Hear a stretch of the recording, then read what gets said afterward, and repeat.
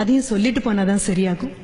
எங்க ஊர்லயும் இப்படி ஏழைகளாக இருந்தவங்க எல்லாம் படிச்சு மேல வந்து நடுத்தர வர்க்கத்துக்கு வந்து அதையும் தாண்டி ஓரளவு மேட்டுக்குடியாவே ஆயாச்சு. குறைந்தபட்சம் 2 கார்களாவது இருக்கக்கூடிய வீடுகள் நிறைய ஆயிடுச்சு. நாங்க பண்ண ஒரு பெரிய தப்பு இருக்கு. எங்க அம்மா அப்பா தடம் புரளாத இடங்கள்ல நாங்க தடம் புரண்டுட்டோம்.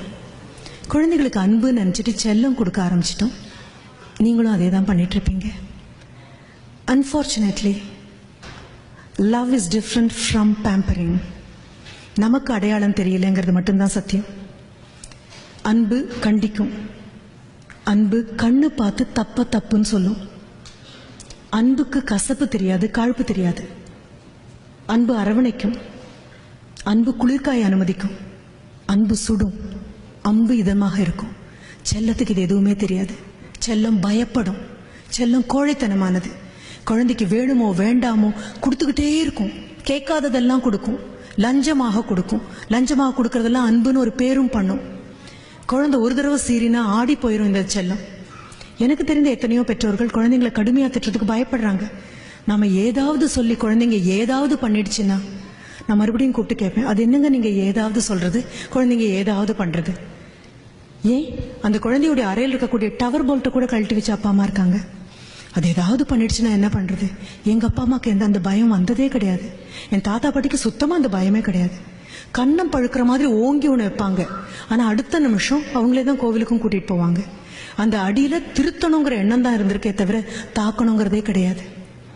ஆனா இப்போ பயந்து பயந்து பயந்து வாழக்கூடிய ஒரு தாய் தகப்பனா மாறியாச்சு. குழந்தைங்களை கண்டிக்க கூடாது, குழந்தைங்களை எதுவும் சொல்லக்கூடாது. Please try to understand. கோழி மிதித்து குஞ்சு முடமாகாது. அப்பா அம்மாவும் ஆசிரியரும் கண்டிச்சு இதுவரைக்கும் கெட்டு போன குழந்தைங்க கிடையாது, கிடையாது. கண்டிப்புக்கும் கடுமைக்கும் வித்தியாசம் தெரியாம போகும்போது வேணா சின்ன சிராய்ப்புகள் ஏற்படலாம். கண்டிப்பு ரொம்ப ஆரோக்கியமானது. அப்படி இருக்கும் பட்சத்தில் அப்பா மகனை கண்டித்தால், உங்க ஊர்லயும் அதெல்லாம் இருக்குன்னு நினைக்கிறேன், எங்க ஊர்ல இன்னும் மிச்சம் இருக்குது. அப்பா மகனை கண்டிச்சா தயவு செஞ்சு அம்மா குறுக்க பாயாம இருங்க. அவ்வளவு. என்ன என் மகனை எதுக்கு திட்டுறீங்கன்னு கேட்காதீங்க. ஒரு 35 வயதான ஆண் 13 வயதான ஒரு ஆணை திருத்தும் போது ஒரே ஒரு எண்ணம் தான் மனசுல இருக்கு. அந்த வழியில புற குழி இருக்கு, பள்ளம் இருக்கு, மேடு இருக்கு, தடுக்கும், ஜாகிரதை. அதுதான். அப்படி ஓடி வந்து அம்மா அப்பா என்ன திட்டுறாரு அப்படின்னா, நானே திட்டணும்னு நினைச்சேன், உங்க அப்பாவா திட்டுறாரு வாங்கிக்கோ அப்படின்னு சொல்லுங்க.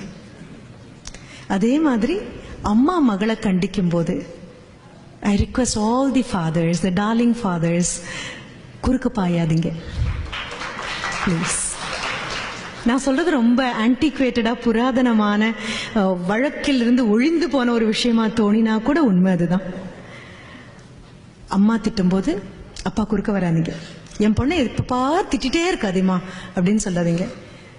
அம்மா இந்த உடை சரியில்லைன்னு சொல்லும் பொழுதோ, இந்த நடத்தை சரியில்லைன்னு சொல்லும் பொழுதோ, இந்த கோபம் சரியில்லைன்னு அம்மா சொல்லும் பொழுதோ, வாழ்க்கையில இருந்து வெளியில வந்த ஒரு பெண்மணி, அவளுக்கு தெரியும் எங்க பள்ளம் உண்டு, எங்க மேடு உண்டு, எங்க சிராய்க்கும், எங்க விழும் அப்படின்னு.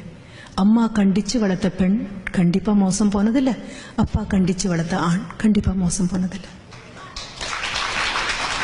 கணவன் மனைவிக்கு இடையில இருக்கக்கூடிய பிரச்சனைய அப்பா அம்மாக்கு நடுவில் தயவு செஞ்சு கொண்டு வந்துடாதீங்க. நமக்கு 2 பேருக்கும் கோவம்னா உள்ள போய் அடிச்சுக்கலாம். குழந்தைங்களுக்கு நடுவில் கொண்டு வந்துடாதீங்க. கண்டிச்சு வளர்க்கறது ரொம்ப அழகான விஷயம்.